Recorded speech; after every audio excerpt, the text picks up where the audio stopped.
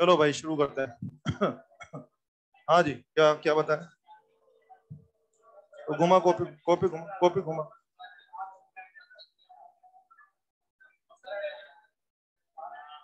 Bulb है ना? Okay, मैंने आपको बल्ब वाला क्वेश्चन कराया था, उसी के बारे में मुझे थोड़ा सा और बोलना है। प्लीज प्लीज शुरू करते हैं। मैंने आपको बल्ब वाला क्वेश्चन कराया था, उसके बारे में मुझे और बोलना चाहिए अभी। उसमें अपन ने क्या देखा था? बल्ब कैसे चमक रहा है, तुरंत की चमक चमक के चमक रहा है, बता दिया मैंने। और आपने देखा था कि इंडक्शन कब होता है, ऑन पर और ऑफ पर। बातें हो चुकी हैं। उसी में हम लोग अगला सवाल करने जा रहे हैं, लगभग उसी प्रोफाइल का, लेकिन नया क्वेश्चन है। देखें कि डायग्राम बनाए। ये इंडक्टर है, ये बल्ब है, और ये बैटरी एकदम लगा हुआ है। ठीक है, लेट बी नोट का बैटरी और ये इंडक्टर। ठीक है, फोटो देख के बताइए। इस बार मैंने स्विच नहीं लगाया, इसका मतलब क्या है? बल्ब का स्टेटस अभी क्या है? क्या फुल ग्लो हो रहा होगा? हाँ, अभी मैंने स्विच नहीं लगाया, इसका मतलब कब की बात है ये? स्विच ऑन कर रहे हैं या steady state? Steady state. Bulb कमजोर चल रहा है कि फुल चमक रहा है? बल्ब अभी फुल चमक रहा है। हमसे पूछा जाता है इस सवाल के अंदर, एक बार बना लो डायग्राम।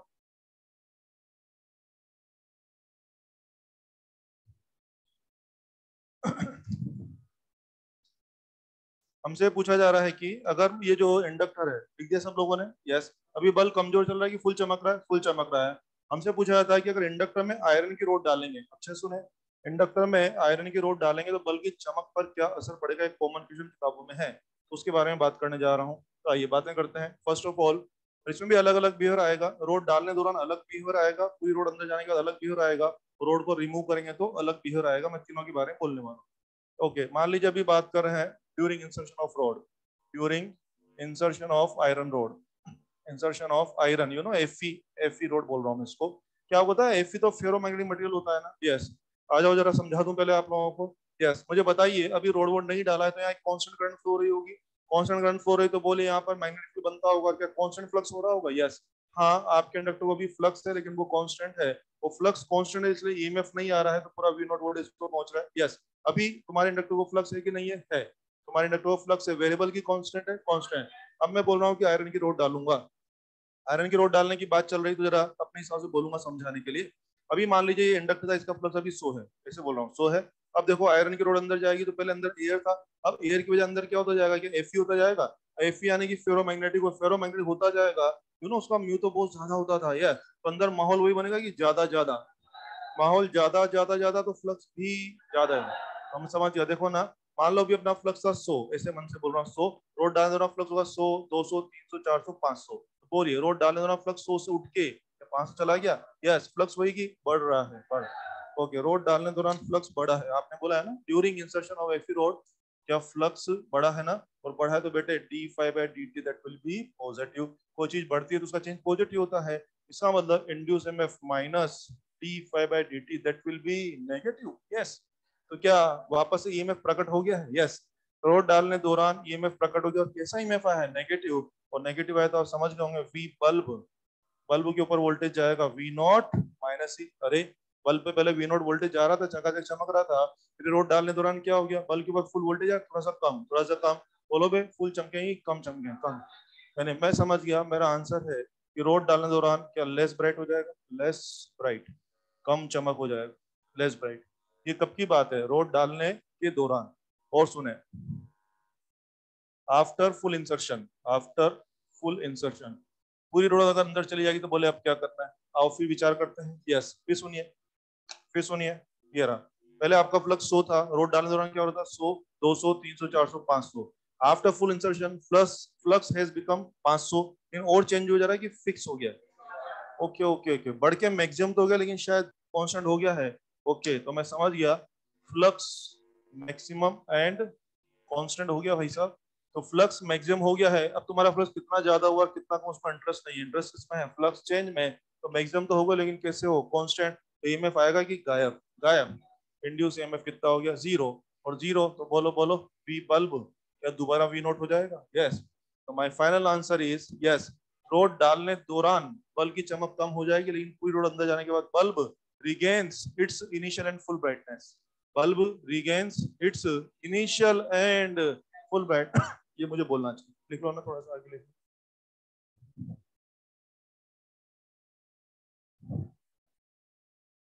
ये एक्सप्लेनेशन लिखने के बाद, वी नोट तक लिखने के बाद लिख देना bulb regains its initial and full brightness.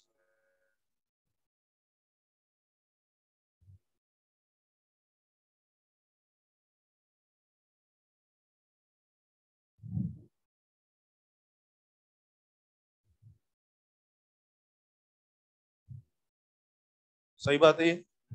हो रही है थर्ड।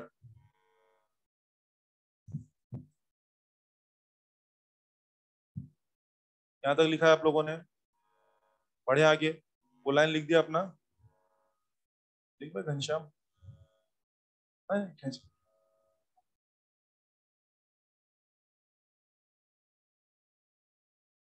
बोलू मैं। Okay third. थर्ड हमसे कहा जा रहा है कि रोड को रिमूव करने दौरान क्या होगा। आइए क्या लिख रहा हूं मैं, during removing rod, during removal of rod. आ जाएगा समझ में, during removal of rod, rod निकालते दौरान क्या होगा। क्या बात चले, रोड निकालने बाद या निकालने दौरान। ठीक है आओ फिर बातें करें, फिर बातें करते हैं। ये लो, पहले तुम्हारा फ्लक्स 100 था, डालने दौरान क्या हो गया, 100 से 500 हो गया, और आफ्टर फुल इंसेशन 500 कांस्टेंट पड़ा हुआ है। तुम क्या बोलो, रोड को निकालेंगे, फ्लक्स 500, 400, 300, 200, 100। अरे क्या फ्लक्स कम हो रहा है, फ्लक्स आपने बोला कम हो रहा है, obviously D phi D T that will be negative. सही बात है ना। अब आ जाओ, इंड्यूस ईएमएफ बराबर minus D phi D T that will be positive. क्या वापस से ईएमएफ प्रकट हो गया है, और इस बार पॉजिटिव ईएमएफ प्रकट होगा, तो आ जाओ V bulb that will be V naught plus E. और आप समझ गए होंगे एक्सिस वोल्टेज रहेगा कि धुआं निकल जाएगा। बिल्कुल लिख दीजिए अच्छे से, बल्ब में get fused due to excess voltage.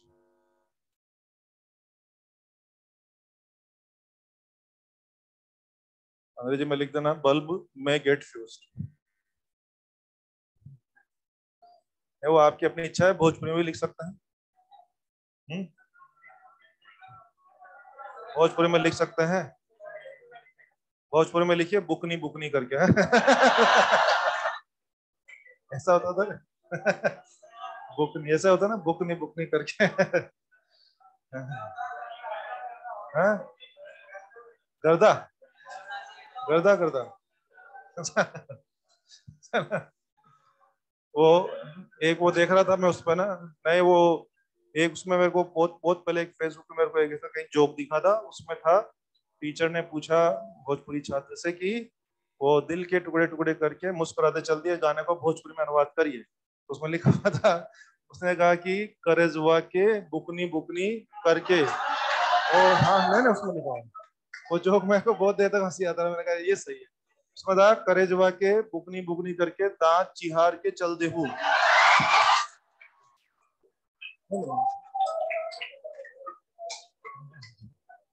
उसमें देखा मैंने, मेरे को भी बहुत ज्यादा हंसी आती रही, मैंने कहा सही है।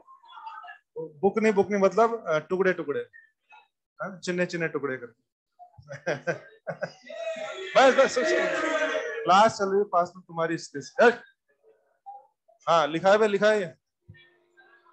इसके पीछे लिखो कि क्या रहेगा, बल्ब में गेट फ्यूज। लिख दिया आप लोगों ने, बल्ब में गेट फ्यूज। चलो हाँ बोले। हाँ, ज्यादा ब्राइट हो जाएगा। देखो मैंने क्या लिखा, मैं गेट फ्यूज। देखो मैं आपको एक बात कहना चाहूंगा, मान लीजिए कोई बल्ब 220 वोल्ट रेटिंग का है, तो अपन क्या बोलते हैं, 220 से ऊपर जाते हैं वो खराब हो जाएगा, बोलते हैं ना कि खराब हो ही जाएगा, ऐसा कोई गारंटी नहीं है। हो सकता है 221 222 तक वो खराब ना हो सकता है 225 पे भी खराब ना हो सकता है 230 पे जाके खराब हो।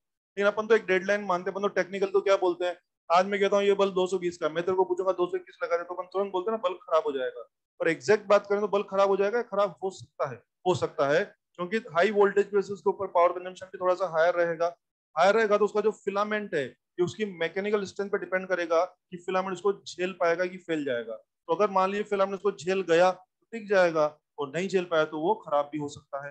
तो सवालों में न्यूमेरिकल में हम लोग बोलते हैं ये 220 का बल्ब है, 221 लगा दे तो बल्ब क्या होगा, बोले खराब हो जाएगा, बोलते हैं। इन प्रैक्टिकल लाइफ में तो वो खराब हो भी सकता है और नहीं भी हो सकता है। इसको आप यूं समझिए, जैसे कोई आदमी, जैसे मान लो जैसे आप हो, किसी ने मेरे को बोला ये आदमी 20 केजी वजन उठा सकता है, जैसे आपकी लिमिट है, आपने बोला मैं 20 केजी वजन उठा सकता हूँ। तो अब मुझे बताइए, अगर हम आपके ऊपर 21 केजी वजन या 22 केजी वजन दे देंगे आपके हाथ में, तो क्या आप निपट ही जाएंगे या उठा भी सकते हैं। That is the way. मतलब ठीक है आपने अपनी लिमिट बता रही कि यार मैं 20 केजी वजन उठा पाऊंगा, ठीक है ना, हमें पता है भाई ये बच्चा 20 केजी वजन उठा पाएगा, तो ठीक है कभी 21 या 22 दे दिया आपको, तो हो सकता है आप उसको भी झेल पाए, क्योंकि 20 तो आप उठा लेते हैं, नहीं हो सकता 21-22 भी आप झेल जाए, वही मामला है। तो मैंने देखो क्या लिखा, मैंने क्या लिखा, बल्ब में गेट फ्यूज। फिर वो हमें देखो, अब फिर वही बात है। अब आप मुझे कोई कहेगा कि ऑप्शन ऐसा आ जाएगा कि बल्ब जरूर फ्यूज हो जाएगा या बल्ब में गेट फ्यूज, तो फिर वही कंट्रोवर्सी वाला मामला है। प्रैक्टिकल लाइफ के हिसाब से तो क्या होगा, बल्ब फ्यूज हो ही जाएगा या हो सकता है, हो सकता है। कई बार होता है ना बल्ब झेल जाता है वोल्टेज को, कई बार नहीं होता, अपने घर में कई बार और वोल्टेज आ जाता है, तो अपने घर की चीजें खराब भी हो सकती हैं और क्या बच भी जाती है ना। अब कई बार तो 220 ऊपर आ गया, फिर भी कुछ चीजें जो झेल गई, और झेल के तो झेल गई, और कुछ चीजें झेल गई कि फैल गई, वो सब एक्चुअल मैकेनिकल स्ट्रेंथ पर डिपेंड करता है। तो इसलिए अपन ने लिखा दिया। और सुने, हाँ, V naught is the rated voltage of your bulb, V naught is the rated voltage of your bulb, what I am saying, if your bulb is of rated value is at 220 volt, okay 220 volt, what does it mean, 220 volt तक रहेगा, उसके बाद खराब हो जाएगा। और आपके ऊपर कितना लग रहा है, 220 प्लस समथिंग, तो हमें लग रहा है कि बल्ब यहाँ खराब हो जाएगा, और हम बोलते हैं बल्ब फ्यूज हो जाएगा। लेकिन और प्रॉपर और अच्छा बोलने के लिए मैंने बोल दिया इट मे गेट फ्यूज्ड। जैसे वही है ना, 220 का बल्ब था बेटे, मैंने 222 लगा दिया तेरे ऊपर, अब बता क्या खराब हो ही जाएगा, मतलब अगर, मतलब बोलने में तो ये आता है कि खराब हो जाएगा, लेकिन प्रैक्टिकली वो खराब हो भी सकता है, हो सकता है थोड़ा बहुत बच जाए। हाँ, अगर ऑप्शन में आएगा कि बल्ब कम चमकेगा, बराबर चमकेगा, फ्यूज हो जाएगा, तो मैं बोलूंगा फ्यूज हो जाएगा, यहाँ मैं बोलूंगा फ्यूज हो जाएगा। लेकिन अब प्रैक्टिकल लाइफ के हिसाब से बोले तो हो भी सकता है और नहीं भी। चलिए ये सवाल और सुने, इसमें एक और कलाकारी है। ध्यान दीजिए, रोड डालते दौरान बल्ब की चमक कम हुई, और फुल इंसर्शन के बाद रोड डालते दौरान चमक कम हुई, और डालने के बाद चमक क्या दोबारा अच्छी चमक आ गई। अपनी किताब में क्वेश्चन है, और अपनी किताब में क्वेश्चन में सिर्फ ये बोला हुआ है कि इंडक्टर में आयरन की रोड डाल रहे हैं तो बल्ब की चमक बढ़ेगी, घटेगी या अनचेंज रहेगी। यस, कौन सा आंसर देना चाहेंगे, डालने दौरान या फाइनल? फाइनल।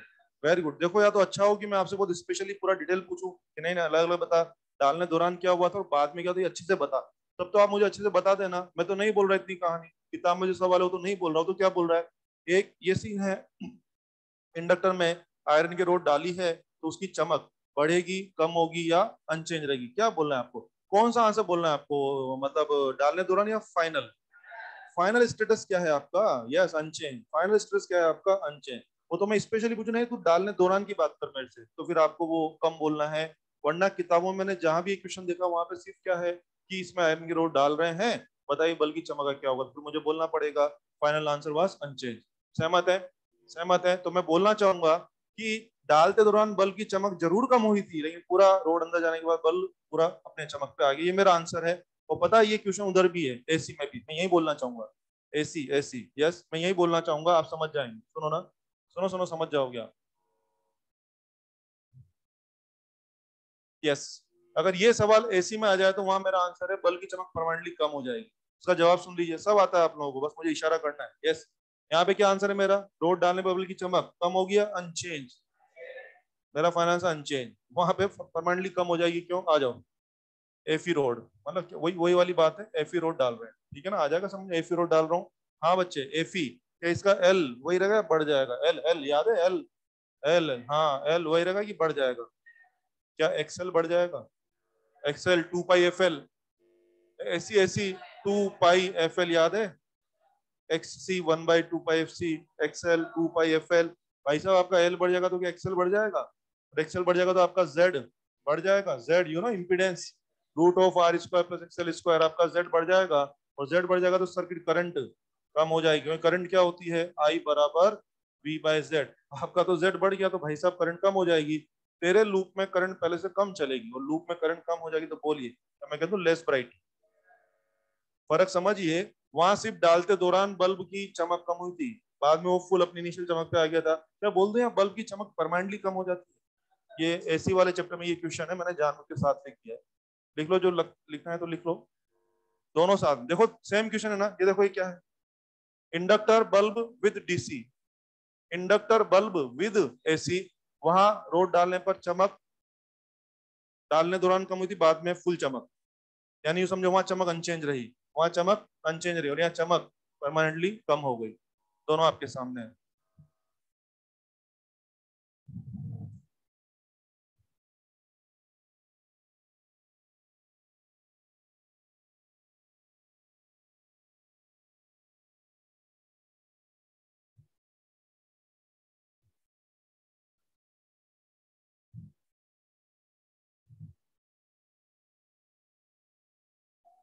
आई होप समझ में आ गया होगा सारा मामला, आसान है सब।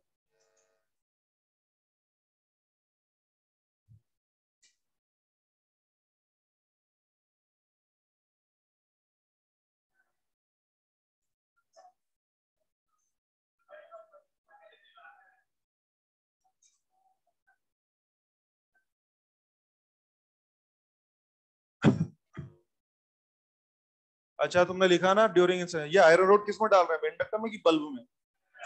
बोले बल्ब में, बोले ये ले बल्ब फ्यूज हो जाएगा, पता ना तुम लोगों को, बल्ब भी फ्यूज हो जाएगा, क्या क्या तो चमके और क्या नहीं चमके, सुन लिया बे, मैंने लिखा है नहीं है, लेकिन ये आयरन रोड किस में डाली जा रही है, इंडक्टर में डाल रहे हैं, सुना है ना सबने, बल्ब में, बोले ये ले बल्ब में, अब चमका क्या चमकाएगा चलो, तो ये हो गया इसके बारे में, ये खत्म करते हैं। वैसे एक बात बोलूं आप लोगों को, ये सवाल आपने किया ना आयरन रोड का, सबको समझ में आ गया ना ये सवाल? चलो थोड़ा सा ऐसे पूछता हूँ, सवाल में सवाल निकालते हैं। ये केस आयरन रोड डालने में बल्कि चमक या जो भी हुआ आपके सामने है, इंड्यूसिंग में फरा था। सुनो, आयरन रोड डाला, अगर मैं इसके अंदर डाया की रोड डालता, डाया मैग्नेट की रोड डालता, क्या ये आंसर कि उल्टे आंसर? उल्टे, क्योंकि फिर डाया डालता फ्लक्स बढ़ता ही कम होता, क्या सब उल्टे पुल्टे आंसर आते? तो जब भी सवाल आपके सामने आए इस तरह का, तो उसमें जरूर देख लेना कि वो फेरो की रोड डाल रहा है कि डायमंड की डाल रहा है। ऐसा नहीं रोड डाला बोले तुरंत आंसर चेप दिया, सुन लो बे, हाँ हाँ, ऐसा नहीं बोले रोड, अच्छा बोले आंसर चेप दो, पूछ लेना भाई साहब फेरो मैग्नेटिक की रोड है कि भाई साहब डायमंड की रोड है, अकॉर्डिंगली बिहेवियर चेंज हो जाएगा। आप तो सब जानते हैं ना, फेरो पेरा का mu r more than one होता था, डायल होगा म्यू आर तो लेस देन वन, तो मामला उल्टा पुल्टा हो जाएगा, सोच समझ की बात करनी चाहिए, ठीक है? ये सब खत्म। अब हम आज बात करने वाले हैं म्यूचुअल इंडक्शन के बारे में। म्यूचुअल इंडक्शन नाम सुना होगा, इज इट अबाउट पड़ोसी? चले,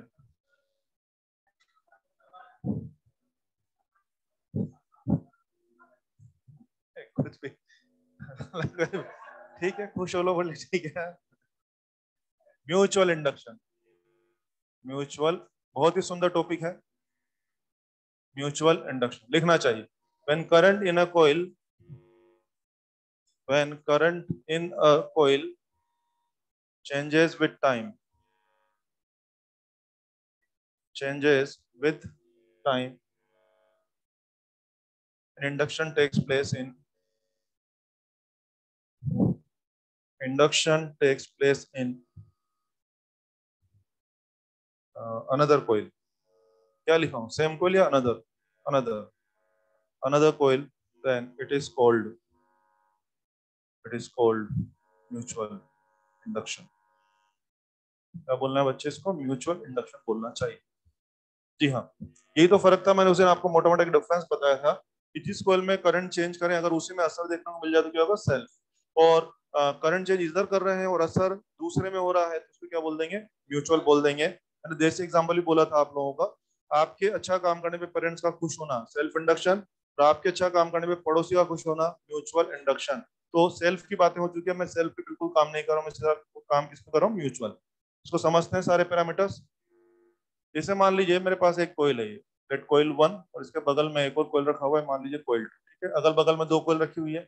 बच्चे मान लीजिए मैंने इसमें आई वन करंट चलाया है, तो आई वन करंट से क्या आप ई वन तो बन ही जाएगा, बोलिए, फिर इसको फ्लक्स मिलेगा कि मिलकर ही रहेगा, और इसके माहौल की वजह से उसको फ्लक्स मिलेगा कि मिल सकता है, depending on orientation, depending on angle शेंगल, सुटेबल एंगल मिला तो फ्लक्स मिल जाएगा, तो गड़बड़ किया तो उस बगल वाले को फ्लक्स नहीं मिलेगा। चलो मैं मान लेता हूँ कि बगल वाले को फ्लक्स मिल गया, देखो ना, अगर इसकी वजह से बगल वाले को फ्लक्स ही नहीं मिलेगा तो म्यूचुअल नहीं पढ़ा पाऊंगा मैं आपको।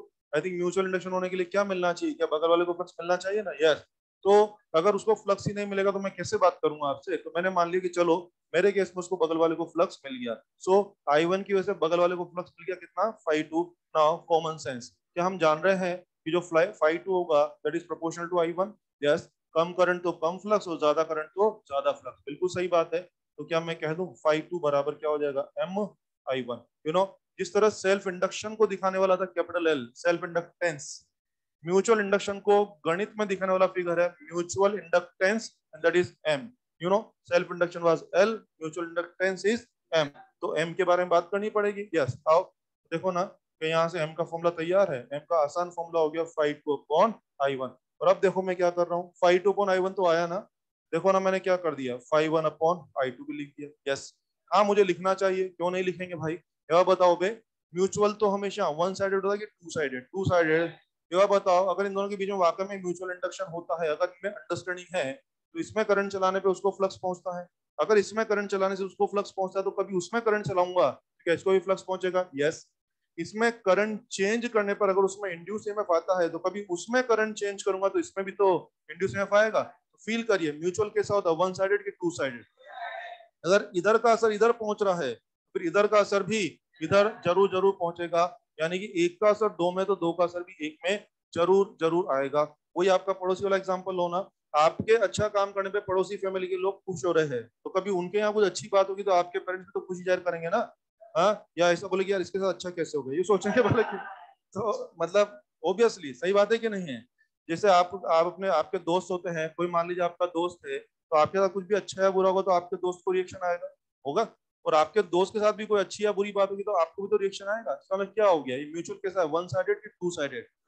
एक का असर अगर दो में हो रहा है ना, तो दो का असर भी फिर एक में जरूर होगा, इसीलिए टू साइड होगा। इसीलिए मैंने क्या लिख दिया, phi two upon I one, और साथ में क्या लिख दिया, phi one upon I two. ऐसा मुझे लिखना चाहिए, मैंने लिख दिया।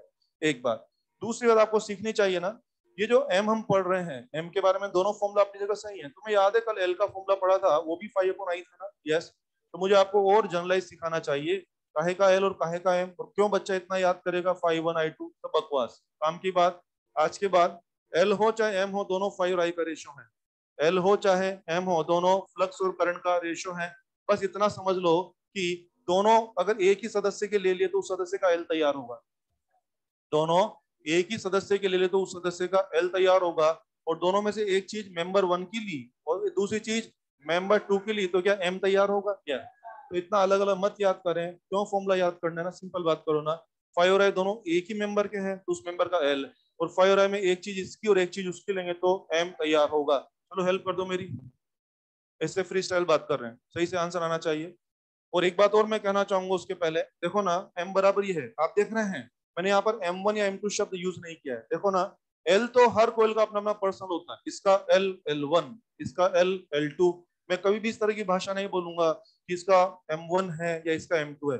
Basically M one M two होता ही नहीं है, एम वन एम टू बोलना ही गलत है। एम जो होता है ना, न तो इसका होता है, न इसका होता है, पूरे सिस्टम का होता है। M is not defined for individual member. मैं कभी भी इस तरह का नहीं बोलूंगा इसका सेल्फ सॉरी इसका म्यूचुअल इंडक्टेंस इतना है, उसका, अरे यार इसका उसका नहीं होता है। दो कोयल आपस में जो इस पर्टिकुलर ओरिएंटेशन में बैठी हुई है, दो कोयल आपस में जिस पर्टिकुलर ओरिएंटेशन में बैठी हुई है, उस पूरे सिस्टम का, उस पूरी व्यवस्था के बारे में एम होता है। तो बोलो भाई, एम पर्सनल होता है कि सबका होता है? मैं कभी भी नहीं बोलूंगा एम वन या M two. M one M two अगर मैं बोल रहा हूँ तो वो बकवास है, वो तो शब्द ही सही नहीं है। एम किसका होता है, पर्सनल की सबका? सबका। मेक श्योर एम से म्यूचुअल, एम से मास्टर, म से म्यूचुअल, म से मास्टर किसका है, पर्सनल या सबका है? ये मैं समझ तुम्हारी है। मास्टर किसका, इसका मास्टर, इसका मास्टर कि सबका मास्टर? ध्यान रखो, म से मास्टर, म से म्यूचुअल। मास्टर पर्सनल होता है कि सबका होता है? मास्टर पर्सनल होता है कि सबका होता है? मास्टर सबका मास्टर होता है, वेरी गुड, बहुत बढ़िया। अब सुनो भाई, इधर आओ, सही से आंसर आना चाहिए, सुनो भाई। सही से आंसर चाहिए। फाइव वन आई वन, बोलो। एल या एम? एल वन या एल टू? एल वन या एल टू? एल वन, शाबाश। और सुनिए, phi two I two, phi two I one. M one या एम टू? एम वन या एम टू? एम तो एम होता है, एम पर्सनल होता है कि सबका होता है? ध्यान रख लो, म से मास्टर, म से म्यूचुअल, पर्सनल की सबका। और फाइव वन और आई टू, पर्सनल की सबका। वेरी गुड, बहुत बढ़िया, बहुत सुंदर बोल रहे। और सुनो, क्या मैं कह दूं ये भी हेनरी में होगा? हाँ हाँ, और क्या मैं कह दूं ये वेबर पर एम्पियर में भी होगा? बिल्कुल लिख दो भाई। एल वन होता है, एल टू होता है, एम वन नहीं होता है, एम टू भी नहीं होता है, बस एम तो बस एम होता है, मास्टर तो बस मास्टर होता है। चलिए ये भी हो जाएगा। नहीं नहीं, कुछ नहीं, लिखो भाई। इसमें जा रहा है सब तो।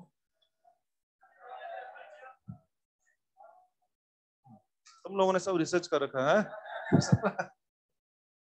चलो, समझ में आ गया थोड़ा सा। ये था एम के बारे में बेसिक। अगला पॉइंट लिखना चाहिए, M is defined for particular orientation of two coils. M is M is defined for particular orientation of two coils.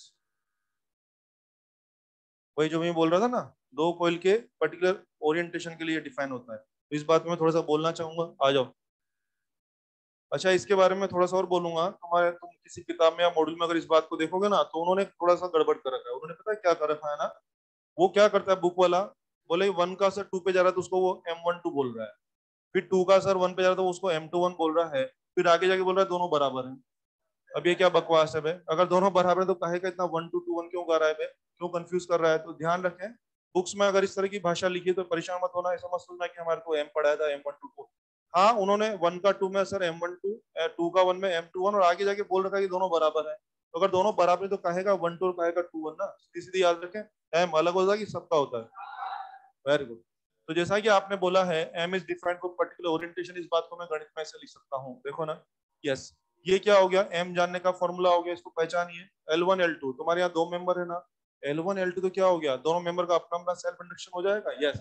और के को बोलते हैं, अगर के समझ में आया तो सब समझ में आया बच्चे। के का नाम है कपलिंग कोफिशिएंट। के बोले तो कपलिंग कोफिशिएंट। बिल्कुल, मैं इससे पूरा एक्सप्लेन कर पाऊंगा। कपलिंग कोफिशिएंट, वेरी गुड, बहुत अच्छा। के का जो वैल्यू होता है वो 1 से लेकर के 0 तक कुछ भी रहेगा, हम सवाल में आपको दे देंगे। कैसे दे देंगे? जैसे मैं बोलूंगा दो कोयल का L1 L2 इतना इतना है, और उनके बीच में कपलिंग कोफिशिएंट कुछ भी बोलूंगा। कपलिंग कोफिशिएंट 40% है, तो 40% तो 0.4 लिख देना। या तो बोलूंगा 40% है, या बोलूंगा 0.4 है, एक ही मतलब है, सुन लिया। कपलिंग कोफिशिएंट 0.6 है तो यहाँ 0.6 लिख देना। आइडियल कपलिंग है तो 1 लिख देना। 100% कपलिंग है तो 1 लिख देना। परफेक्ट कपलिंग है तो 1 लिख देना। कपलिंग ही नहीं है तो 0 लिख देना। बोलो बोलो, के की वैल्यू क्या होती है? 0 से 1 तक, क्या कुछ भी हो सकती है? यस।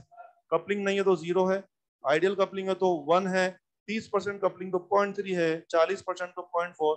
ये सब सवाल में आ जाएगा, अभी हम देखने वाले हैं। तो मैं आपको के दे दिया करूंगा, तो L1 L2 डाल देना, के डाल देना, क्या एम का आंसर आ जाएगा? यस। अगर मैंने बोला आइडियल कपलिंग है, आइडियल कपलिंग, तो के बराबर 1 भी आपको लेना पड़ेगा सवालों।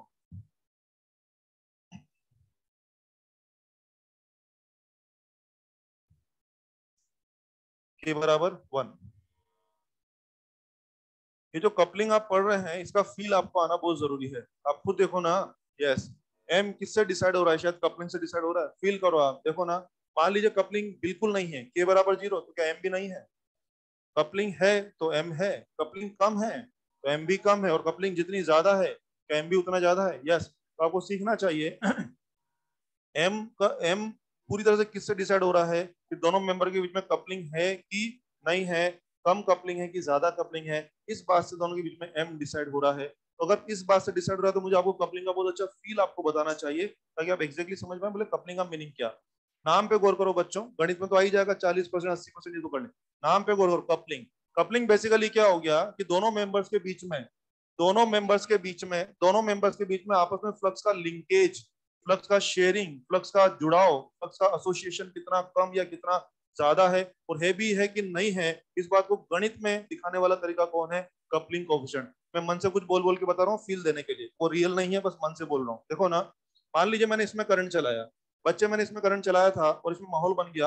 मान लीजिए 1 लाख लाइन प्रोड्यूस हुई, ऐसे मन से बोल रहा हूँ। इसमें 1 लाख लाइनें प्रोड्यूस हुई थी। मैंने वहां जाके पता किया कि भाई साहब आपको कितना फ्लक्स पहुंचा है। पता किया कि वहां पे पूरी 1 लाख लाइनें वहां पहुंच गई है। इसने 1 लाख लाइनें पैदा की थी, पूरी की पूरी 1 लाख लाइनें जाके वहां एसोसिएट हो गई हैं। अरे इज इट 100% कपलिंग? फील करो ना, कपलिंग, कपल यानी दोनों के बीच में फ्लक्स का लिंकेज, फ्लक्स का एसोसिएशन, फ्लक्स की शेयरिंग, फ्लक्स का जुड़ाव, दैट इज कपलिंग, है ना। और आइए, तो अगर 1 लाख लाइनें बनी थी भाई साहब, वहां पूरी 1 लाख लाइनें पहुंच गई, अरे ये क्या आइडियल कपलिंग हो गया भाई साहब? और सुने, यहाँ 1 लाख लाइनें बनी थी, मैंने वहां जाके पूछा भाई तुमको कितना लाइन मिला उसमें से? उन्होंने बोला 80,000 लाइन आई है। 1 लाख में से 80,000 लाइन यहाँ पहुंची है, क्या 80% कपलिंग हो गई है? यस। यहाँ पे 10,000 लाइन आई है, क्या 10% कपलिंग? 1 लाख लाइनें बनी थी तो 90,000 तो इधर भाग गई, और इधर की उधर लाइनें कितने एसोसिएट हुई हैं? 10,000। ओके ओके, फ्लक्स की कपलिंग कितनी है आपकी? 10%, यानी कि 0.1। यहाँ 1 लाख लाइनें बनी थी, मैंने वहां जाके पूछा तेरे को कितना फ्लक्स मिला? उसने बोला 0। बोला कि मेरे को तो एक भी लाइन नहीं मिली। अरे 1 लाख लाइनें बनी थी, एक भी लाइन जाके वहां एसोसिएट नहीं हुई है, क्या बोले? कपलिंग की 0 कपलिंग। क्या कपलिंग का फील आया? कपलिंग का सीधा सा मीनिंग क्या हो गया कि दो सदस्यों में से एक सदस्य जब माहौल बनाता है तो उस माहौल की वजह से दूसरे सदस्य को फ्लक्स कितना कम मिला, कितना ज्यादा मिला, मिला भी कि नहीं मिला, उस बात को गणित में दिखाने वाला फिगर कौन है? Coupling coefficient. I think feel आ गया होगा, और अगर फील आ गया तो जरा मैं एक किताब का सवाल ले रहा हूँ, उसको देखने के बाद तो आपकी आंखें खुल जाएंगी। देखो ना, टू कॉइल्स के चार ओरिएंटेशन है, सुने अच्छे से। दो कॉइल्स है बेटे, चार ओरिएंटेशन है। पहला ओरिएंटेशन दोनों ओवरलैप्ड या मर्ज हो रखी है, और खुद ही कह रहा है कि कपलिंग कोफिशिएंट K1 है। दूसरा ओरिएंटेशन में दोनों कॉइल इस तरह से है, कपलिंग कोफिशिएंट K2 है। तीसरा फोटो में कपलिंग कोफिशिएंट K3 है, और चौथा फोटो में कपलिंग कोफिशिएंट। उन्होंने बोला है चारों फोटो में वही दो कोयल हैं, जो दो कोयल इस फोटो में है वही दो, वही दो, वही दो। हाँ, चारों फोटो में वही दो, वही दो, वही दो, मगर ओरिएंटेशन वही वही की अलग अलग। Coils are same same same, जो दो कोयल वही दो कोयल वही दो, लेकिन ओरिएंटेशन इज डिफरेंट डिफरेंट। खुद एग्जामिनर कह रहा है इस अरेंजमेंट का कपलिंग कोफिशिएंट K1 है, इसका K2 है, K3 है, K4 है। मुझे सिर्फ बोल रहा है कि भाई तू चारों का सीक्वेंस लिख दे। आओ मिलके बात करते हैं। जिसको कपलिंग का फील है वो बात कर सकता है, ठीक है ना, क्योंकि इसका कोई फॉर्मूला तो है नहीं। फील जिसको है, एक ने माहौल बनाया, दूसरे को आओ हिसाब करते हैं, सब पढ़ाया जा चुका है आप लोगों को। सोच के देखो, अगर मैं इसमें एक कोयल में करंट डालूंगा तो B1 यूं बनेगा, और क्या A2 भी यूं ही बनेगा। B1, तो B1 और A2 में क्या जीरो एंगल? जाओ NBA cos थीटा करते थे, cos जीरो क्या फुल वन होता है क्या? cos थीटा पूरा वन, और हाँ, वन वन तो छोड़ोगे, क्या दोनों ओवरलैप्ड हो रखी है? दोनों मर्ज है, ओवरलैप्ड है, तो मुझे लगता है कॉमन सेंस है कि अगर एक जना 1 लाख लाइन बनाएगा तो वो क्या अपने आप ही या दूसरे का मेंबर हो गए? क्या वो अपने आप ही दूसरे का मेंबर हो गए? Yes. Is it case of ideal coupling? Is it very close to ideal coupling? Yes. ऐसा फील आपको दिमाग में होना चाहिए। आज के बाद अगर कोई सवाल में दो कोई इस तरह ओवरलैप्ड दिखी ना आप लोगों को, तो तुरंत समझ जाना कि मामला ये आइडियल कपलिंग हो रहा हो। मान लो इसमें करंट डाल, इसने B1 यू बनाया और इसका A2 यू हो गया। हाँ हाँ, एंगल तो शायद यहाँ भी जीरो हो रहा है, एंगल यहाँ भी जीरो था, लेकिन एंगल तो यहाँ भी जीरो, लेकिन शायद आप थोड़ा दूर चले गए। तो बोलो इतनी बढ़िया कपलिंग या थोड़ी सी कमजोर? Common sense. हाँ मैं स्वीकार कर रहा हूँ, एंगल यहाँ भी जीरो था, यहाँ भी एंगल जीरो है, पर बेटे आप यहाँ साथ में हो कि दूर चले गए? दूर चले गए। आई थिंक कुछ तो थोड़ा सा कम होगा, समझते हैं ना? तो ये K2 K1 से तो, हाँ शाबाश शाबाश, K2 K1 से तो बहुत अच्छा। इधर आओ, इसने बनाया B1 यू, इसने बनाया A2। ये लो, बोलो क्या B और A में इस बार एंगल भी सपोर्ट नहीं कर रहा? जीरो एंगल की वजह क्या एक्यूट एंगल हो गया? cos 0 1 होता है और cos एक्यूट लेस देन 1 होता है। वहां cos थीटा तुम्हें 1 दिलाता था, यहाँ cos थीटा तुम्हें लेस देन 1, तो ऑब्वियसली उससे क्या कम फ्लक्स पहुंच रहा है? यस। आगे बढ़ो। यस, समझ में आ गया ना? B1 यही हो जाएगा। cos 90 क्या जीरो? क्या फील्ड नहीं था क्या? था, फील्ड था, लेकिन माहौल, अब वो फ्लक्स नहीं मिला। बताइए, सबसे बड़ा फ्लक्स का लिंक इसमें हुआ है, उससे थोड़ा कम, क्या उससे और कम हो? क्या जीरो कपलिंग? तो क्या मैं चारों का सीक्वेंस दे दूं अब तो? K1, K2, K3 और K4। मैं उम्मीद करता हूं कपलिंग का फील आ गया होगा। कपलिंग का मतलब क्या होता है वो मैंने बताया आपको इस सवाल की। लिख लें, मैं और बोलूंगा, इसमें खत्म नहीं हुआ है। जल्दी पानी पी लो। हाँ शाबाश, लिखो, है ना, छुट्टी में पानी पी लेना। शाबाश, लिखो।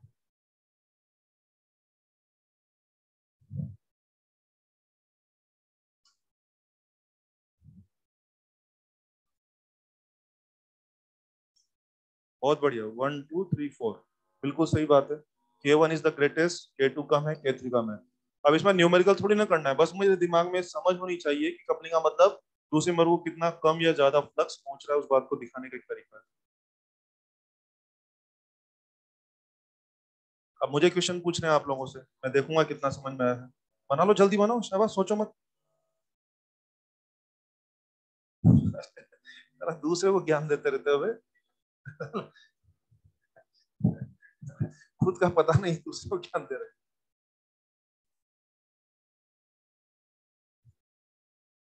बोलो, जल्दी जल्दी जल्दी लिखो प्लीज।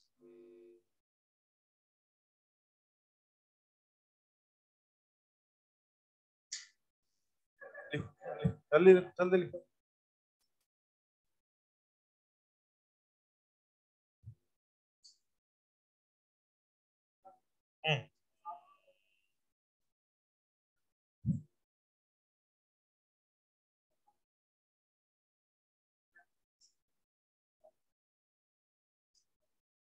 इंडक्शन तो तब होगा बेटे जब अपन करंट चेंज करेंगे।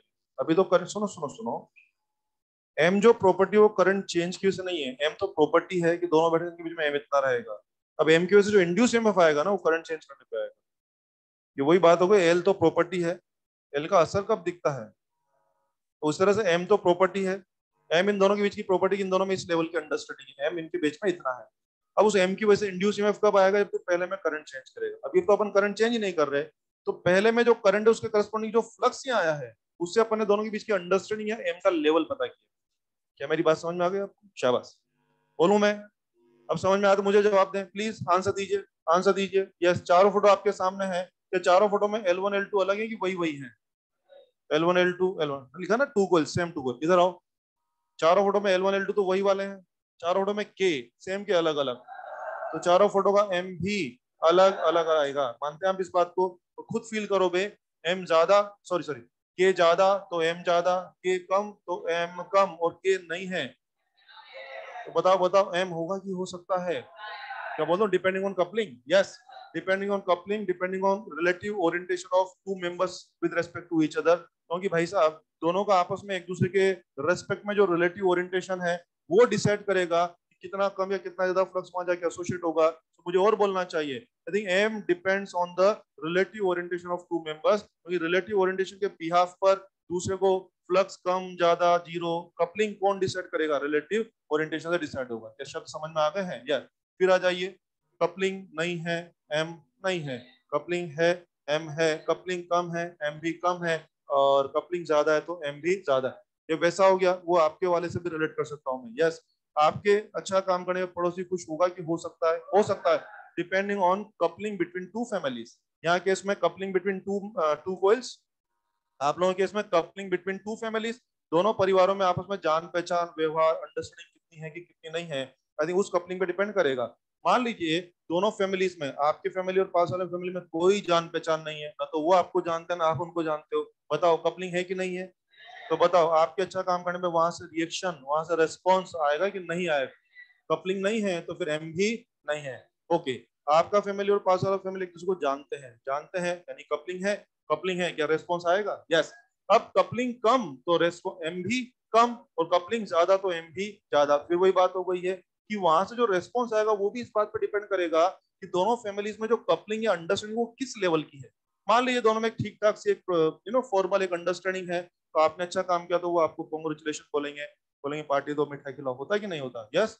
और मान लो बहुत अच्छी अंडरस्टैंडिंग है, पता लग रहा है कि सिलेक्शन इधर हो रहा है, मिठाई वो बांट रहा है, ये क्या है? अरे अरे ये क्या है? कपलिंग ही बहुत तगड़ा कपलिंग है। यूं समझो ना, सिलेक्शन गुप्ता जी के बेटे को, और मिठाई जो पड़ोस वाले शर्मा जी बांट रहे हैं, ये क्या है भाई? कपलिंग है कि बहुत तगड़ा कपलिंग है? मुझे लगता है सारा खेल कपलिंग के ऊपर डिपेंड कर रहा है। समझ में आ रहा है सब लोगों को? हाँ। सुनो भाई, सुनो, सुने सुने, एक स्टेटमेंट देना चाहूंगा, जरा बोलिए सही है कि गलत है? यस, स्टेटमेंट देना चाहूंगा, M is defined for one coil, M is defined for two coils. ये भी गलत है, ये भी गलत है। M is defined for particular orientation of two coils, ये सही। अगर आपने बोला M is defined for two coils का मतलब क्या हो गया? सिर्फ दो कोइल इंपॉर्टेंट है, उनका ओरिएंटेशन इंपॉर्टेंट नहीं है। अगर ऐसा होता तो आई थिंक ये डायग्राम की, ये डायग्राम की और ये डायग्राम की क्या एम सेम आनी चाहिए थी?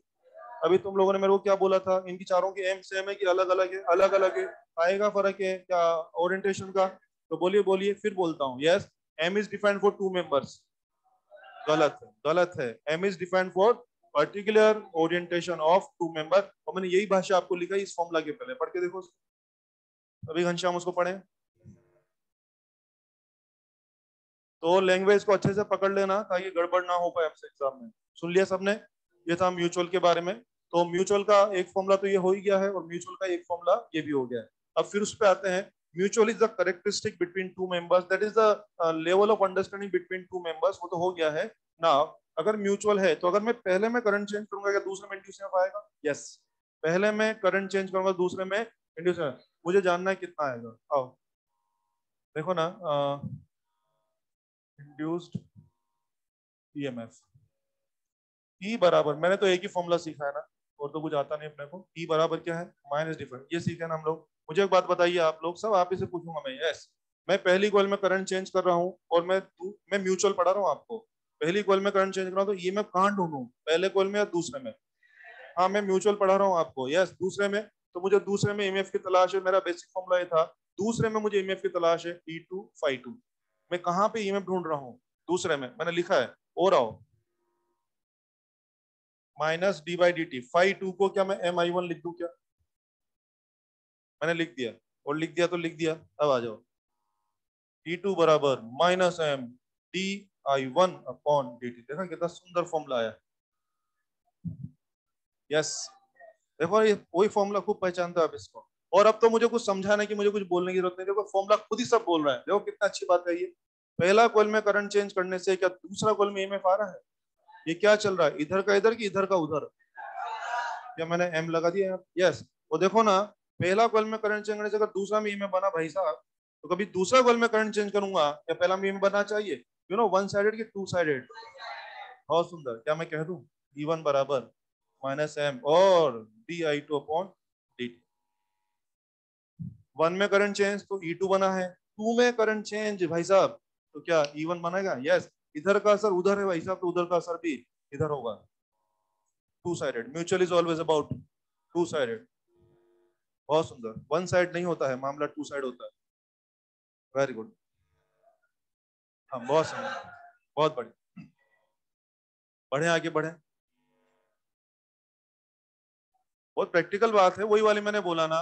जैसे आप और आपका कोई दोस्त है, ठीक है ना, अगर आप दोनों के अंदर अच्छी अंडरस्टैंडिंग, अच्छी बॉन्डिंग है, तो क्या होगा कि आपके साथ कुछ भी अच्छी बात होगी तो आपके दोस्त को भी खुशी होगी ना, है ना।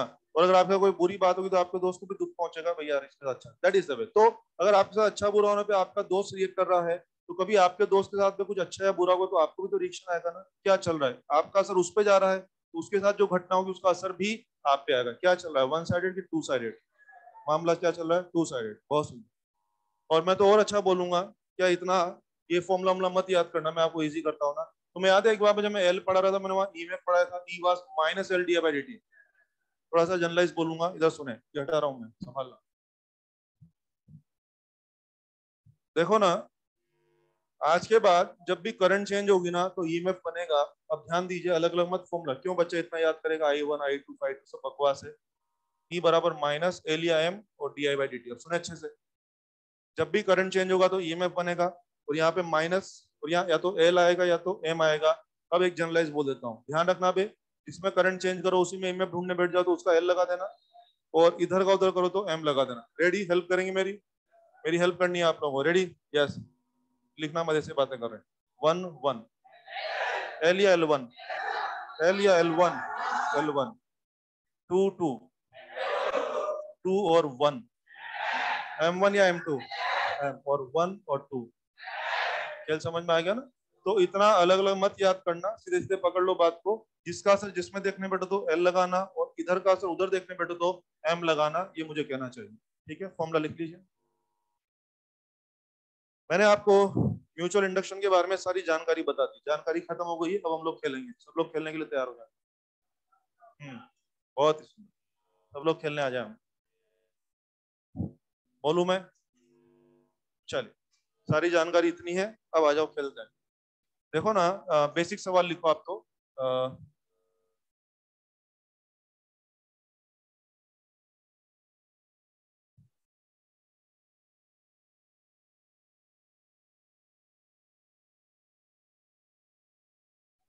पूरा लैंग्वेज क्या होगा?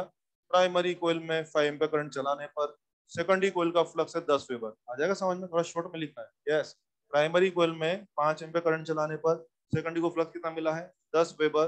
मुझे पूछ रहा है कि एम चाहिए। Yes, M. यार मैंने आपको करंट ऑफ फ्लक्स दिया है, एक ही मेंबर का कि अलग अलग मेंबर का?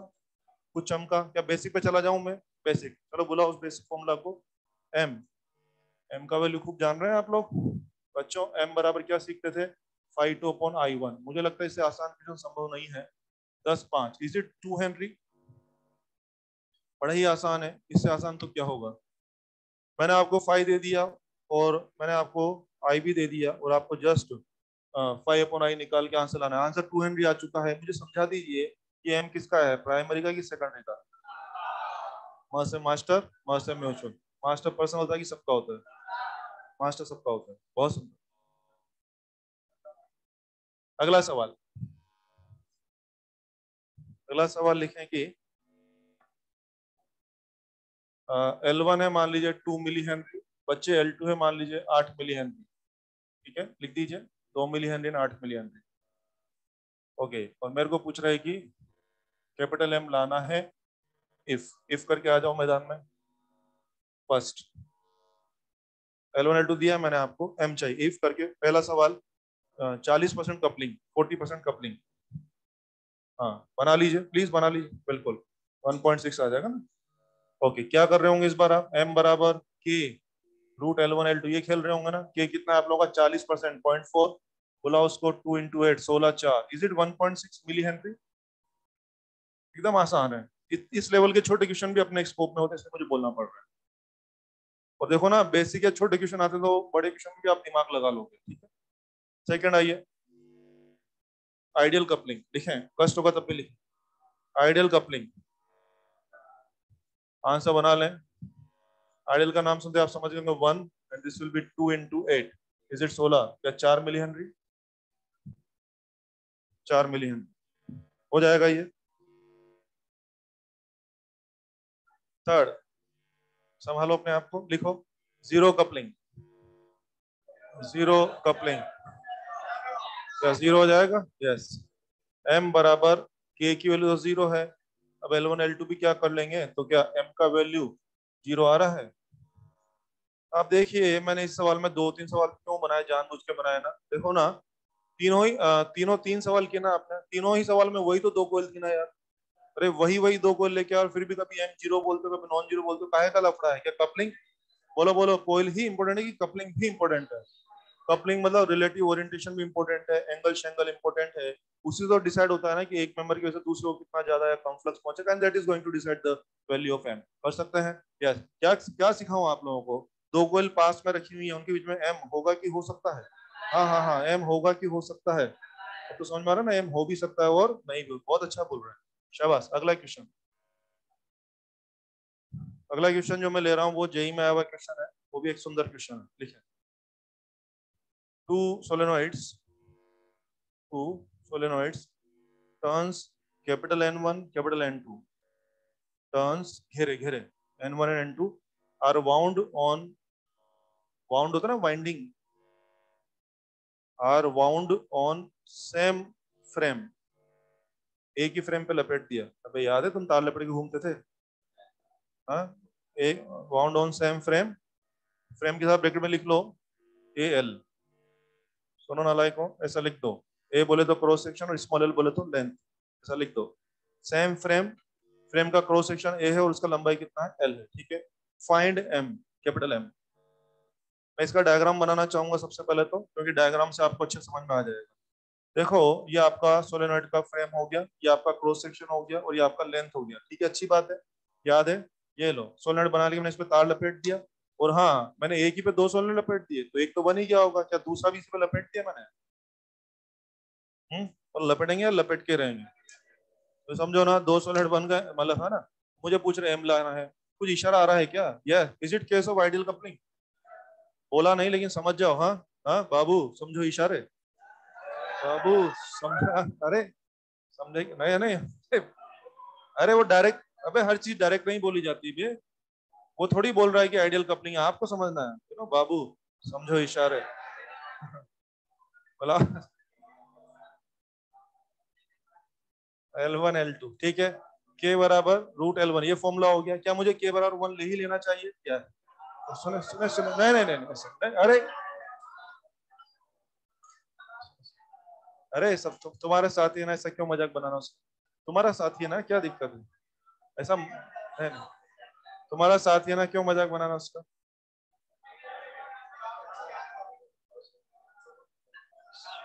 हाँ जी, के का वैल्यू कितना ले लिया मैंने, 1, L1 L2, क्या हम लोगों ने सोलेनॉइड के एल का फॉर्मूला सीखा था क्या, L1 का फॉर्मूला लगा लो, mu naught N1 square A by L, ये तो हो गया, और दूसरे वाले का म्यू नॉट N2 स्क्वायर और ए बाई एल, देखो ना कितने आसानी से फॉर्मूला लिख दिया, तो ले लो सबको आंसर, m बराबर you are getting mu naught N1 N2 A by L, क्या ये आंसर आ जाएगा।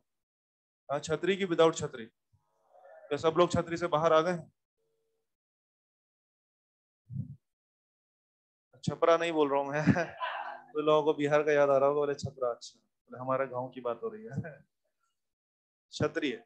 सब लोग छतरी से बाहर आ, ये एम किसका है भाई? ये पहले सोलन, हाँ वेरी गुड। वन का की, टू का की, सबका। बहुत अच्छा, बहुत बढ़िया बोल रहे हैं। अगला सवाल, अगला सवाल। क्वेश्चन लिखे कि, अच्छा इसमें एक बार बताओ, ये क्वेश्चन पता है जेई में आया हुआ है, मुझे लगता है बहुत ही अच्छा क्वेश्चन है। कारण सुनो आप, जरा से सवाल में उसने आपकी बहुत सारी नॉलेज चेक कर ली। मैं याद दिलाता हूँ, आप पहचानो ना। उसने जान लिया कि इन बच्चों को सोलेनोइड के एल का फॉर्मूला आता है कि नहीं आता। उसने जान लिया कि बच्चों को म्यूचुअल का फॉर्मूला आता है कि नहीं आता। उसने ये भी जान लिया कि नालाकों को कपलिंग का आइडिया है कि नहीं। बताओ, उसने थोड़ी बोला था कपलिंग 100% है, आपने समझाना है। तो ये कब समझ पा रहे हैं आप, जब आपको कपलिंग का पूरा विचार है, आपने देखा यार ओवरलैप हो रखे हैं, मर्ज हो रखे हैं, तो आपने खुद जाना कि के बराबर क्या लेना पड़ेगा, 1। वही मैं कह रहा हूँ, इस छोटे सवाल में उसने बातों बातों में बहुत सारी नॉलेज चेक कर ली। आपका एल का सोलेनोइड का फॉर्मूला चेक कर लिया, एम का फॉर्मूला चेक कर लिया, और आपका कपलिंग का नॉलेज भी चेक कर लिया कि इसको कपलिंग का नॉलेज है कि नहीं। इसलिए मुझे लगता है कभी भी अपने एग्जाम में टपकेगा ये सवाल। ठीक है ना? चलिए अगला सवाल लिखें। In primary, in primary current changes from, current changes from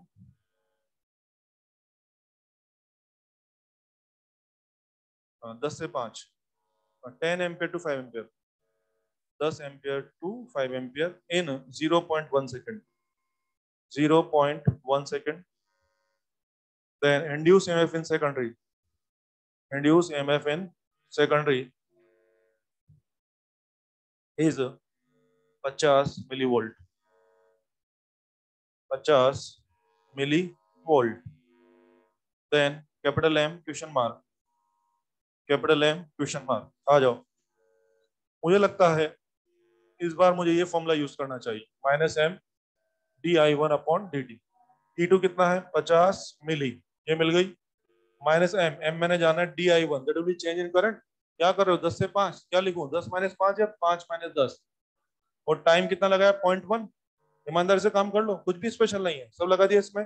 देखो ना, ये कितना हो रहा है? प्लस का 50 m हो रहा है, ये काट पीट कर लो। 1 इंटू 10⁻³ हेनरी। क्या मैं कह दूं 1 मिली हेनरी? मैं कह चुका 1 मिली हेनरी। यानी कि जिस पर्टिकुलर कहानी में मुझे तुमने बोला बोला था, उस कहानी में मैंने एम निकाल लिया। यहाँ पर जो भी दो मेंबर थे उनका एम कितना आ रहा है? 1 मिली हेनरी आ रहा है। आंसर आ गया सब लोगों का। मैं कुछ बोलना चाहूंगा जनरलाइज, जरा आ जाइए। लिख दिया सब लोगों ने? देखो मैंने अभी रिसेंटली आपको 4 सवाल कराए सामने, क्या सभी में मैंने एम ही निकाला है ना? एम निकाला, लेकिन आप देख रहे हैं मैं अलग अलग अलग जगह अलग अलग फॉर्मूला यूज करता रहा। अरे इस बात पर डिपेंड करेगा ना कि आप मुझे दे क्या रहे हो। सुनो आप आराम से, पहला क्वेश्चन और इस क्वेश्चन का फर्क समझो, लैंग्वेज का फर्क समझो। पहले क्वेश्चन में मैंने 1 का करंट दिया था, यहाँ पर मैंने 1 का करंट नहीं, 1 का करंट चेंज दिया है। शब्द पकड़े, शब्द पकड़े।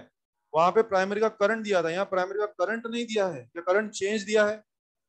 वहां मैंने 1 का करंट देकर दूसरे का फ्लक्स दिया था, यहाँ मैंने 1 का करंट चेंज देकर के दूसरे का फ्लक्स नहीं दिया है, क्या दूसरे का ईएमएफ दिया है। खुद फील करो यार, पहले का करंट और दूसरे का फ्लक्स दिया तो बेसिक फॉर्मूला φ/I1। पहले का करंट चेंज और दूसरे का ईएमएफ दिया, फ्लक्स नहीं ईएमएफ दिया, तो क्या तुम यहां जाके एम ले आए?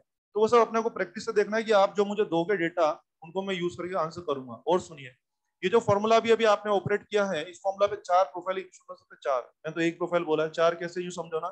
इस फॉर्मूला में 4 चीजें हैं, E2, M, di1 और dt। समझो यार, हर चीजें हैं तो कोई जरूरी थोड़ी कि मैं हमेशा एम ही पूछूंगा। सीधी सी बात है, 4 में से कोई 3 पैरामीटर आपको दूंगा, कोई भी चौथा पूछूंगा। जैसे कि आज मैंने 3 चीजें देकर के एम पूछ लिया, कभी मैं क्या करूंगा, ये तीनों पकड़ा दूंगा आपको और ये बोलूंगा E2 ला। कभी क्या बोलूंगा, E2 पकड़, M पकड़, DT पकड़, क्या di1 भी पूछ सकता हूँ? यस। मुद्दा ये नहीं कि क्या दूंगा और क्या पूछूंगा, मुद्दा ये है कि कोई भी 3 फिगर दूंगा और मेरे जमा की जो चौथा फिगर आपसे पूछूंगा। ईमानदारी से फॉर्मूला ऑपरेट करना आना चाहिए, और आप कर भी सकते हैं, कर सकते हैं। अगला सवाल बोलिए। हाँ, इस पे भी मैं आ जाता हूँ। सुनिए, इनका सवाल क्या है। मैंने बोला था करंट कहां से कहां जा रहा है? 10 से 5, 10 से 5 किया तो सब सेट वेट हो गया, बढ़िया। अब अगर करंट 5 से 10 जाता, जैसा कि इसका सवाल है, करंट 5 से 10 जाता, तो फिर अभी मत करना आप, तो मैं यहाँ 10-5 लिखता तो यहाँ माइनस बनता। तो लेकिन मैंने सीखा है कि एम और एल कभी भी नेगेटिव नहीं होते हैं, एम और एल कभी भी नेगेटिव नहीं होते हैं। तो सोल्व करने के लिए आप नेगेटिव पे है तो भी वैल्यू बोल दीजिए, या मेरी बात सुनो, या अगर आप चाहें तो क्या करना है, अगर आपको एम ही निकालना है ना, तो सीधा मैग्नीट्यूड वाले फॉर्मूला पे खेल लो आप। सुने, मैं बोलना चाहूंगा, सुने सुने, अगर आपको लग रहा है सवाल एम की बात कर रहा है और तो कुछ बात ही नहीं कर रहा, और एम तो कभी भी नेगेटिव नहीं होता है, तो आप पता है क्या कर सकते हैं, इस फॉर्मूला को अवॉइड करके आप सीधा इस पे आ सकते हैं, ई टू का मॉड बराबर एम, सीधा इस पे खेलिए, डी आई वन, तू 10 से 5 जाएगा तभी डी आई वन को मैं 5 लिख दूंगा, और तू 5 से 10 जाएगा तभी मैं डी आई वन को 5 लिख दूंगा। अब माइनस के कोई लफड़े नहीं है, सुन रहे हैं? इसका क्वेश्चन समझ में आया? इसने क्या पूछा? इसने पूछा है कि सर आप में करंट 10 से 5 गई तो आपका माइनस आना सब सेट हो गया। और मैं आपकी जानकारी के लिए बोल दूं, बुक्स में ज्यादा क्वेश्चन ऐसे ही है, मतलब मैं तो अधिकतर ऐसे ही, फिर भी आपने पूछा तो बोलूंगा।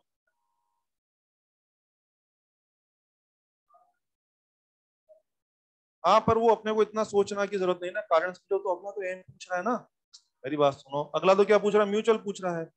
तो आप तो यूं करो ना कि 5 से 10 जाऊं कि 10 से 5 जाऊं, अगर एम ही जानना है क्या मोड़ मोड़ खेलना है फिर?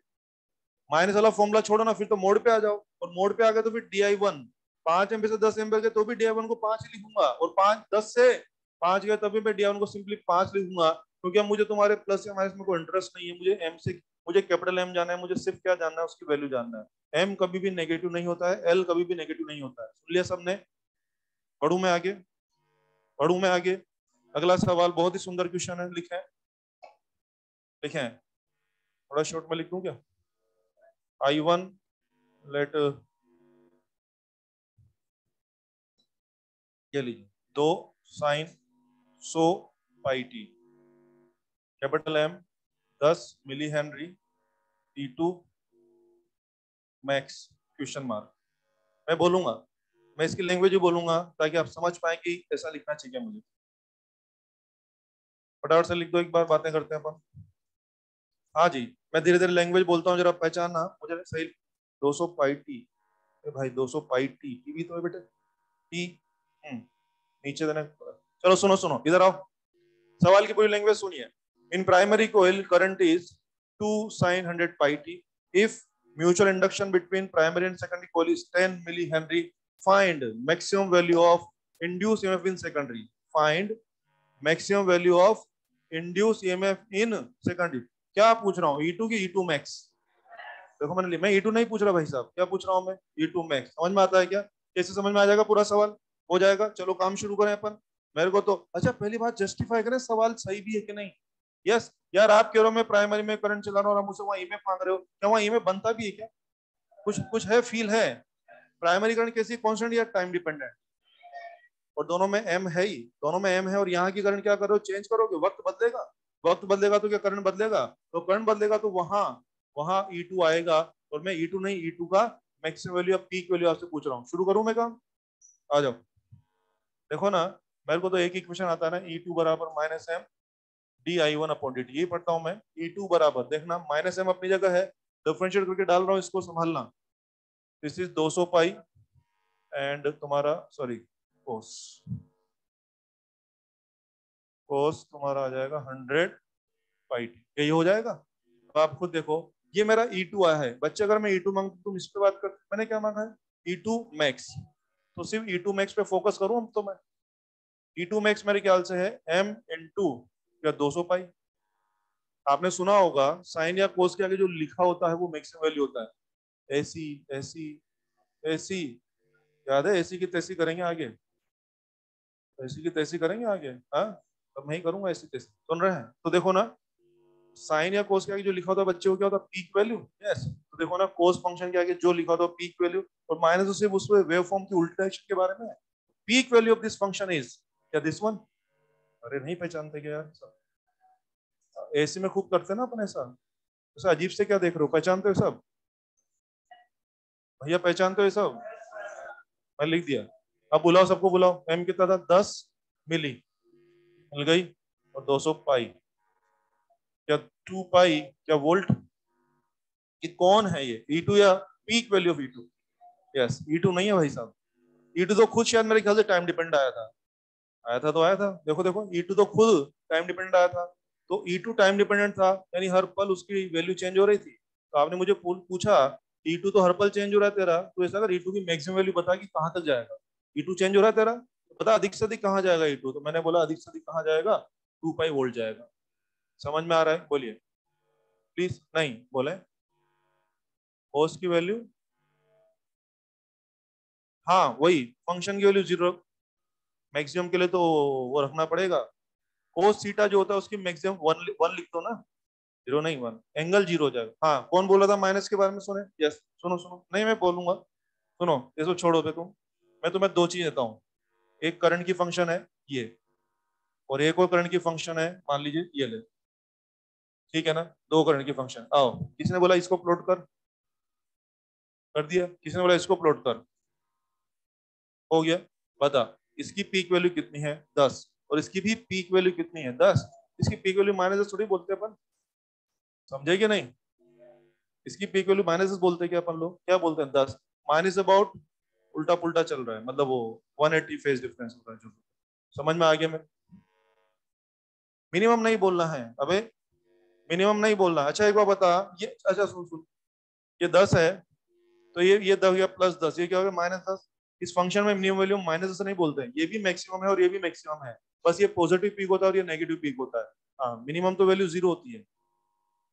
ठीक, हाँ जी,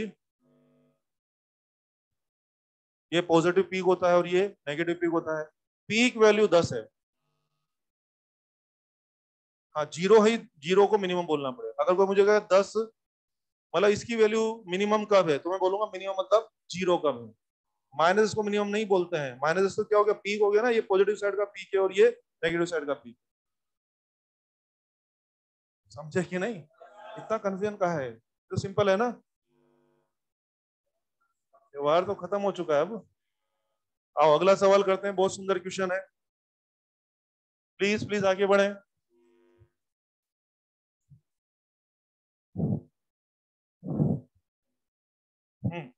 अभी नीट में क्वेश्चन था, अभी इसी साल 2021 में, एक थी छोटी और एक थी बड़ी।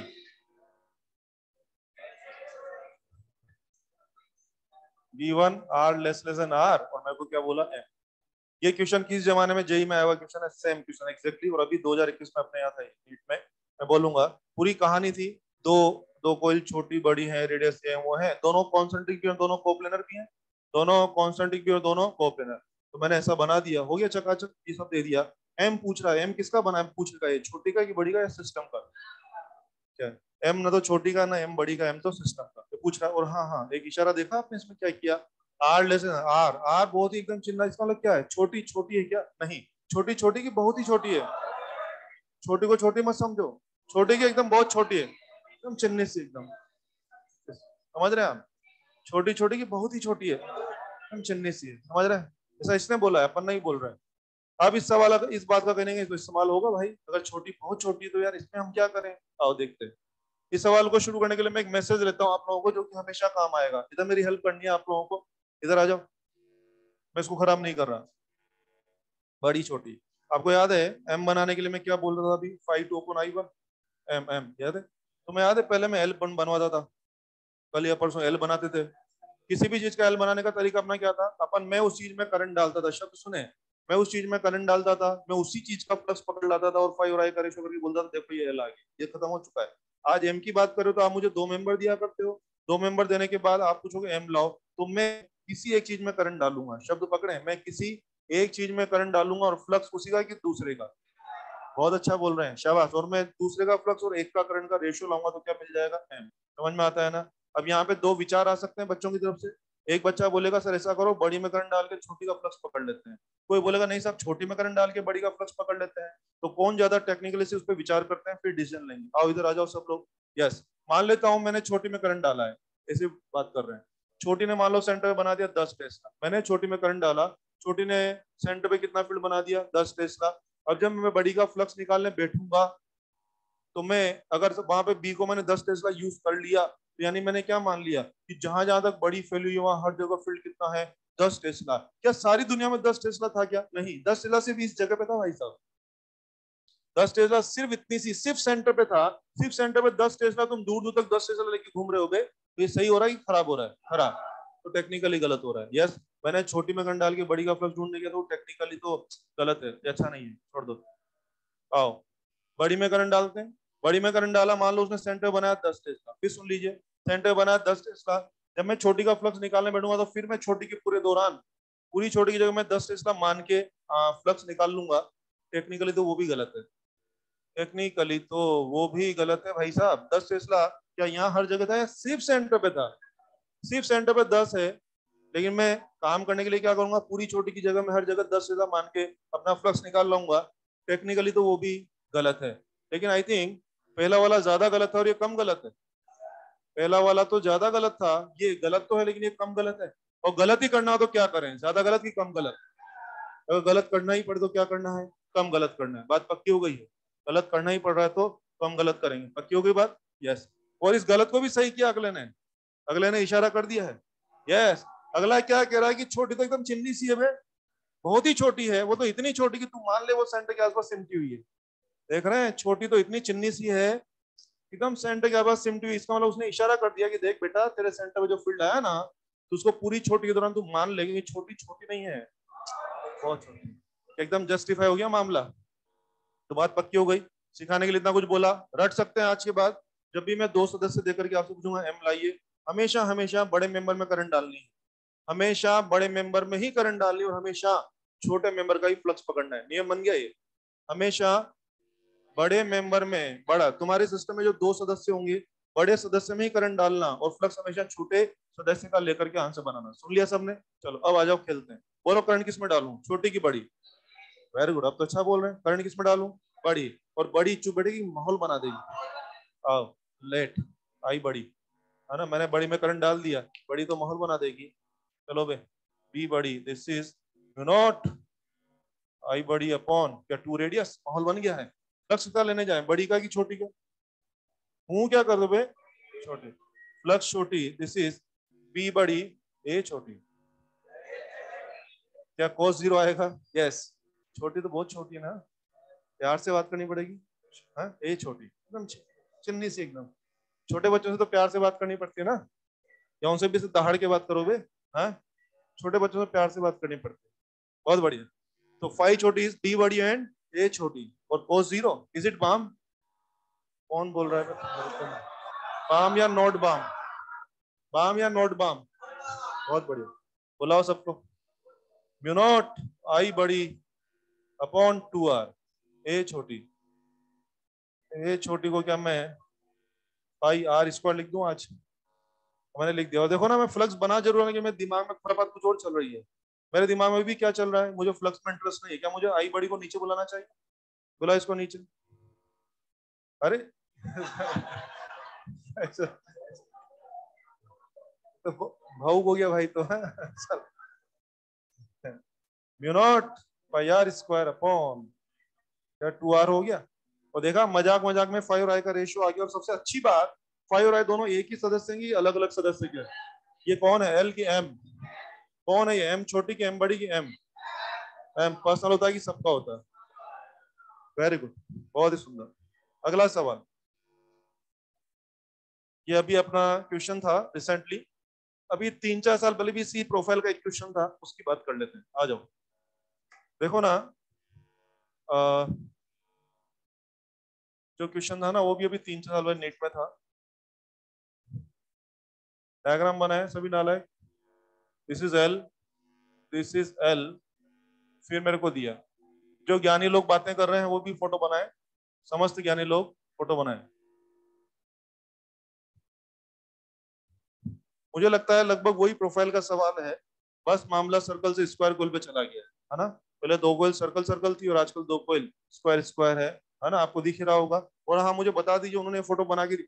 ये क्वेश्चन भी जेई का है, दोनों क्वेश्चन जेई में आए हुए हैं, दोनों क्वेश्चन एग्जैक्टली सेम जेई में आए हुए हैं। ये क्वेश्चन 3-4 साल पहले आपके नीट में था, और ये क्वेश्चन इस साल आपके नीट में था। दोनों क्वेश्चन किस जमाने में जेई में आए हुए हैं? मुझे बता दो यार, ये कैपिटल किसका सेल्फ इंडक्टेंस है? हाँ, सेल्फ इंडक्टेंस की लेंथ है, संभालना थोड़ा सा। नालायकों, ये बड़ी कोयल का साइड है, एल, कैपिटल एल। सुन लिया सबने? सेल्फ इंडक्टेंस नहीं है। यस, हमें बोल रहे हैं कि एम निकालना है, और क्या फिर वो इशारा किया छोटी छोटी की, हम चिन्नी सी है। छोटी को छोटी मत समझना, बहुत छोटी है। चलो भाई, क्या करूं, किसमें करंट डालें, छोटी में कि बड़ी में? बड़ी में करंट डाल दिए, आ जाओ। लेट आई बड़ी, तो क्या माहौल बन गया है? बी बड़ी 2√2 नॉट आई बड़ी अपॉन पाई एल। कुछ याद दिलाना चाहूंगा, ये सवाल उससे बड़ा सवाल है, तो मैं याद है सर्कल का बी का फॉर्मूला तो मैंने सिखा रखा है, स्क्वायर का बी का फॉर्मूला मैंने कभी भी नहीं पढ़ाया, होता भी नहीं है। तो मैं याद है जब तार पढ़ाता था तो हाँ 4 तार याद है, एक तार का बना के 4 गुना किया था, और आपका वहां आंसर आया था 2√2 mu naught I upon pi x. 2√2 mu naught I upon pi x, x उसकी साइड थी। तो क्योंकि मुझे वो आंसर याद है तो मैंने सीधा चेप दिया। अगर बच्चे को वो आंसर याद नहीं होगा तो क्या पहले बी बनाना पड़ेगा? तो बोलो वहां तो बी तो डायरेक्ट लिख दिया था, यहाँ बी डायरेक्ट लिखा जाएगा कि बनाना पड़ेगा, बनाना। मुझे लगता है ये सवाल उससे थोड़ा बड़ा हो गया इस हिसाब से, सुन रहे हैं? मेरे को तो आंसर याद था, मैं चेप दिया। हाँ, कर सकते हैं ना, वेरी गुड, बहुत बढ़िया, ये हो गया। अब क्या करें? फ्लक्स छोटी, देखो ना, लिख दो डायरेक्ट, लिखो बी बड़ी, वो सब, हाँ। बी बड़ी इज 2√2 म्यू नॉट आई बड़ी अपॉन पाई एल, और हाँ हाँ ए छोटी, ए छोटी का एल स्क्वायर हो जाएगा आज। ठीक है, चलो मैं आंसर लो। फाई छोटी आई बड़ी, you are getting 2√2 mu naught L square upon pi L, ये आंसर आया भाई साहब। Is it M? ये एम का आंसर हो, एम का आंसर आ चुका है, बहुत ही सुंदर सा आंसर है।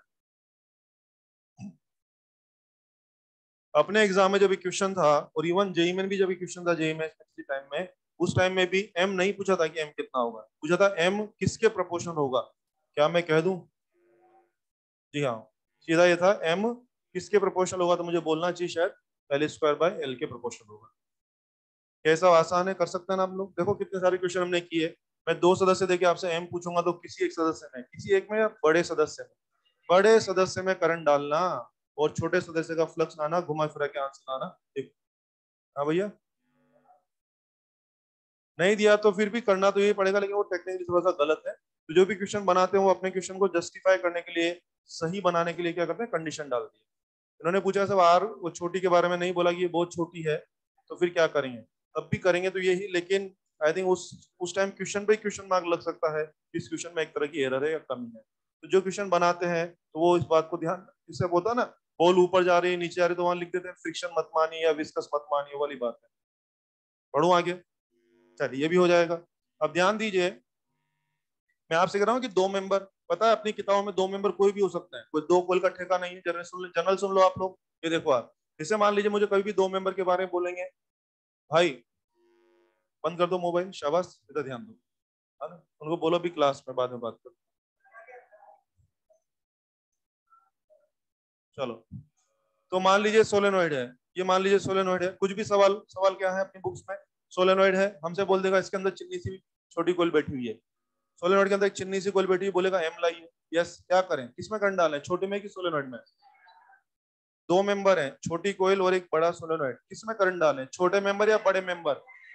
बड़ा मेंबर में, तो सोलेनोइड में करंट डालना, फ्लक्स छोटी का पकड़ना, कर करा के आंसर ले आना। और सुनिए, कभी कभी हम क्या करेंगे, एक बड़े सोलेनोइड के अंदर एक चिन्ना सोलेनोइड बैठा हुआ है, सुन रहे हैं? बोलो करंट किसमें डालोगे? हमेशा हमेशा का नियम बनाओ, मुद्दा ये नहीं कि तू दो कोयल देगा, कि तू 2 सोलेनोइड देगा, कि तू एक सोलेनोइड एक कोयल देगा, कि तू 2 कोयल जो देगा वो सर्कल देगा कि रेक्टेंगल देगा, इसका मुद्दा ये नहीं है। मैं हमेशा हमेशा 2 मेंबर दूंगा, और 2 मेंबर में से हमेशा हमेशा बड़े मेंबर में ही करंट डालना है, और छोटे मेंबर का ही फ्लक्स पकड़ना है। वहां से आप लोग एम की तैयारियां करेंगे, हो जाएगा नालायकों, हो जाएगा। ये था म्यूचुअल के बारे में, मैंने म्यूचुअल के बारे में सब आपको पढ़ा दिया है। अब देखो ना, हम लोगों ने एल पढ़ लिया ना, क्या हर कोयल में एल नाम की प्रॉपर्टी होती है? यस। और 2 कोयल को पास रख दिया तो उनके बीच में एम होगा कि हो सकता है? हो सकता है। अच्छा, हम लोगों ने एल और एम पढ़ लिया है, पूरा हो गया है, तो मुझे बात करनी पड़ेगी ग्रुपिंग ऑफ कॉइल्स के बारे में। देखो ना, तुम लोग आर पढ़ने के बाद उनकी ग्रुपिंग करते थे सीरीज पैरेलल, तुम लोग सी पढ़ने के बाद उसकी ग्रुपिंग करते थे सीरीज पैरेलल, तो भाई साहब मैंने आपको एल पढ़ा दिया है तो मुझे उसकी ग्रुपिंग आपको बतानी चाहिए। स्टार्ट करते हैं ग्रुपिंग ऑफ कॉइल्स।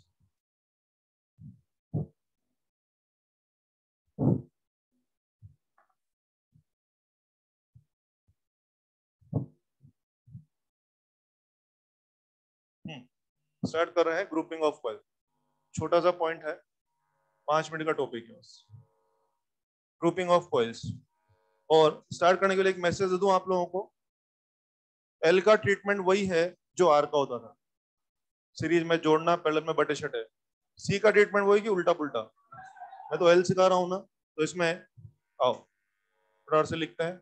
पहला मामला पैरेलल, जैसे कभी 2 इंडक्टर तुम पैरेलल लगा दोगे, L1 L2, तुमने बोला कि L इक्विवेलेंट लाइए, L equivalent that will be simply L1 L2 upon L1 plus L2। क्या ऐसा आप वहां भी करते थे? L1 प्लस L2 सिंपल है, तीनों के तो बटे बटे कर लेते हो, ये सब आपको आता है, ठीक है ना, इसलिए मैं इसमें ज्यादा टाइम नहीं दे रहा। आओ बच्चे, दूसरा मामला है सीरीज। सीरीज में अगर मैंने पूछा एल इक्विवेलेंट लाइए तो answer will be L1 plus L2 plus minus 2m। मैं थोड़ा सा बोलना चाहूंगा, देखो कि सीरीज में पैरेलल में ऑर्डिनरी मामला, अगर सीरीज की बात करें तो ऑर्डिनरी मामला क्या होगा, L1 प्लस L2, उसमें क्या बात है। लेकिन लेकिन सीरीज के सवालों में आपसे m कंसिडर करवाया जा सकता है। सीरीज के कोई कोई सवाल में वो बोल देगा कि इनके L तो ही है, इनके बीच में क्या है, m भी है, तो भाई साहब अगर m कंसिडर नहीं करवाया तो ऑर्डिनरी काम है L1 प्लस L2 कर लेंगे, लेकिन m कंसिडर करवाया तो फिर answer is L1 plus L2 plus 2m या माइनस 2m। अब मुझे सिखाना पड़ेगा सब प्लस कब लेना है माइनस कब लेना है, वो मैं सिखा देता हूँ। और ध्यान दीजिए, पैरेलल में एम का कंसिडरेशन आपके स्कोप में नहीं है, पैरेलल में भी एम तो हो सकता है। इंजीनियरिंग में हमारे पास वो पैरेलल और मिक्स वगैरह में सब में एम था। तुम लोग अभी जिस लेवल पे हो, तुम लोग अभी 11-12 लेवल का या नीट लेवल के फिजिक्स लेवल पे हो, तुम्हारी किताबों के अंदर पैरेलल ग्रुपिंग में एम का हिसाब नहीं दे रहा है, वो तुम्हारी किताबों में पैरेलल ग्रुपिंग में एम कंसिडर नहीं करवाएगा। इसका मतलब ये नहीं कि एम नहीं होता है, क्या एम तो पास में बैठने से होता है ना, एम क्या सीरीज पैरेलल की वजह से होता है कि पास में बैठने से होता है। तो पैरेलल में भी एम हो सकता है, होता भी है। तुम्हारे लेवल पे भी एम की बात पैरेलल में नहीं होगी, तुम्हारे लेवल पे सीरीज में एम की बात हो सकती है, तो हो सकती है, तो आंसर क्या होगा L1 plus L2 plus 2m and minus 2m, ये होगा। अब बोले कब क्या करना है, देखो ना, कोइल्स हमसे कहेगा कभी कभी सेम सेंस में है, तो उसका मतलब क्या हो गया, देखो एक कोइल में अगर क्लॉकवाइज घूमे तो अगले में भी क्लॉकवाइज, तो उसको क्या बोले सेम सेंस में है। और आओ, कभी कभी क्या कोइल्स अपोजिट सेंस में है, इसका मतलब क्या होगा, एक कोइल में क्लॉकवाइज घूमे तो दूसरे में एंटी क्लॉकवाइज, कुछ नजर आया? यस, देखो ना, दोनों में, दोनों सीरीज में है, ये दोनों भी सीरीज में है और ये दोनों भी सीरीज में है। इसमें अगर घूम रहा है यूं यूं यूं तो उसमें भी यूं यूं यूं, अबे ऊ नहीं बे, उसमें उसमें ऊपर वाले में सेम सेंस। इसमें यूं यूं यूं तो उसमें भी यूं यूं यूं, क्या दोनों में सेम डायरेक्शन में, इसमें क्लॉकवाइज तो उसमें भी क्लॉकवाइज, मैं कहूंगा both the coils are in same sense. Okay, इसमें यूं यूं यूं तो उसमें ओ ओ ओ, एक में क्लॉकवाइज तो उसमें एंटी क्लॉकवाइज, मैं कहूंगा coils are in opposite sense. सुन लिया आपने, सेम सेंस में आप क्या ऑपरेट करना, L1 plus L2 plus 2m लिख दीजिए फटाफट से, और अपोजिट सेंस में आप क्या ऑपरेट करना, L1 plus L2 minus 2m लिख दीजिए फटाफट से।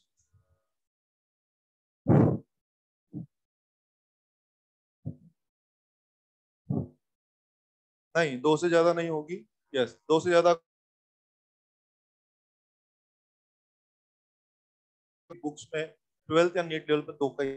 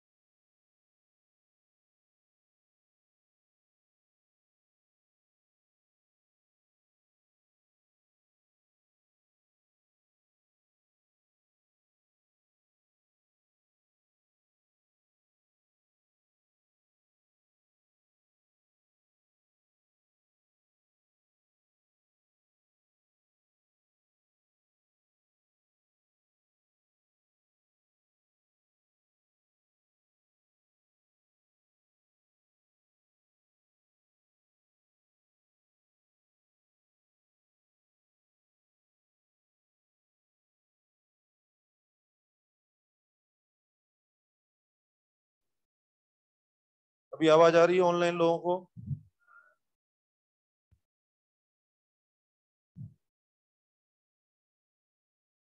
हाँ आवाज आ रही है, बहुत बढ़िया, नहीं नहीं आ गई। हाँ सुनो भाई, ये क्या है, सीरीज पड़ेगा, मिक्स है, मिक्स है। ओके चलो हिसाब कर ले। और हाँ देखो, एम के बारे में नहीं बोला, तुम भी मत सोचना। क्या ये 0.25 हो गया आप लोगों को? 0.25 हेनरी। हाँ आंसर ले लीजिए फटाफट से। 0.75 प्लस 0.25, इज इट 1 हेनरी? बिल्कुल आसान है, शाबाश। अगला सवाल देखो ना, 3 Henry, 3 Henry and this again 3 Henry, ऐसे और ऐसे। इसको खूब पहचानते होंगे आप लोग, यस। क्या ये तीनों रीअरेंज करने के बाद पैरेलल हो जाते थे?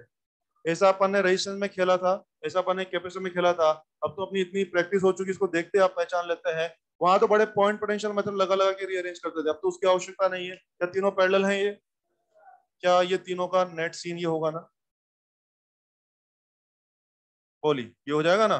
बोलो भाई, L equivalent is it 1 Henry? बहुत सुंदर। इफ L1 बराबर L2 बराबर 5 हेनरी। अगला सवाल, कपलिंग 10%, सीरीज इक्विवेलेंट चाहिए 2 बार, सेम सेंस और ऑपोजिट सेंस। यहां तक बना लिया सबने? अबे घनश्याम, सबसे आगे बैठना से पीछे चलता, तेरी स्थिति से बना में। हाँ जी, ये सवाल के बारे में मुझे बताइए। दो L1 L2 दोनों कितने हैं? 5 5 हेनरी, कपलिंग 10% है, और सीरीज इक्विवेलेंट चाहिए 2 बार, एक बार कोइल इन सेम सेंस और एक बार coil in opposite sense. Try कर सकते हैं। 11 और गलत है, गलत है, देखो क्या गलती की है। देखो देखो क्या गलती है। हाँ हाँ वेरी गुड। नहीं, 0.1 बोल रहे हो ना, क्या बोल रहे हो आप? बराबर। 11 हेनरी और 9 हेनरी, 11 हेनरी एंड 9 हेनरी बराबर। पहली बात तो मुझे समझाइए, सीरीज का मामला है, इसमें एम लोगे क्या आप लोग? एम कंसिडर करना है क्या? नहीं मैंने तो नहीं बोला क्यों करना है। नहीं सेम सेंस क्यों, क्या मतलब सेम सेंस है इसलिए, या क्या क्यों एम क्यों ले रहे हो आप? कपलिंग है, सेम सेंस और प्रोड्यूस के चक्कर में बताओ। कपलिंग है भाई साहब, कपलिंग है तो क्या एम जरूर हो रहा होगा? यस। तो पहले बात तो एम कंसिडर करना है तो एम बनाओ। एम कैसे बनता है? एम बराबर के रूट L1 L2 ना। के कितना? 0.1, L1 L2 दोनों 5 5। Is it 0.5 Henry? पहली बात तो मैंने जान लिया, इन दोनों कोइल्स के बीच में आपस में एम भी है, और एम की वैल्यू भी मैंने जान ली, कितना एम है? 0.5 हेनरी। आसान है तो। अब क्या कह रहे हो आप मुझसे? आंसर चाहिए, एक बार सेम सेंस एक बार अपोजिट सेंस। सेम सेंस में चलो मेरे साथ, सेम सेंस बोलो बे, क्या ये ऑपरेट करोगे? करो ईमानदार से, कितना आ रहा है? 11 हेनरी। और अपोजिट सेंस में क्या ऑपरेट करोगे? 9 हेनरी। ईमानदारी से काम करना है, वो कुछ चालाकी नहीं। शाबाश, 11 हेनरी एंड 9 हेनरी। ऑनलाइन बच्चों का भी आंसर आ रहा है, बहुत सुंदर, बहुत ही बढ़िया। आंसर आ गया 11 हेनरी एंड 9 हेनरी। मुझे और बात करनी है, कुछ लोग दुकान बंद करने की तैयारी में है, मुझे और बात करनी है। आ गया, आंसर आ गया। सब कुछ यही सवाल है, आप लोग मत करना। सब कुछ यही सवाल है, ये लाइन नहीं है। बोलिए। 10 10 श्योर? नहीं सेम सेंस में तो 10 आएगा, अपोजिट में नहीं, opposite sense, opposite. M consider नहीं करे तो सेंस इज सेंस की nonsense, of course that will be nonsense, क्योंकि अब तो एम तो नहीं है ना। तो L1 प्लस L2 इधर भी और L1 प्लस L2 उधर भी। Answer will be 10 and 10। ये मैंने आपको म्यूचुअल और सेल्फ पूरा कंप्लीट कर दिया, पूरा पैक हो गया है। अगली क्लास में स्टार्ट करेंगे डायनेमिक इंडक्शन। डायनेमिक इंडक्शन अगली क्लास, पूरा lecture dynamic induction. Thank you,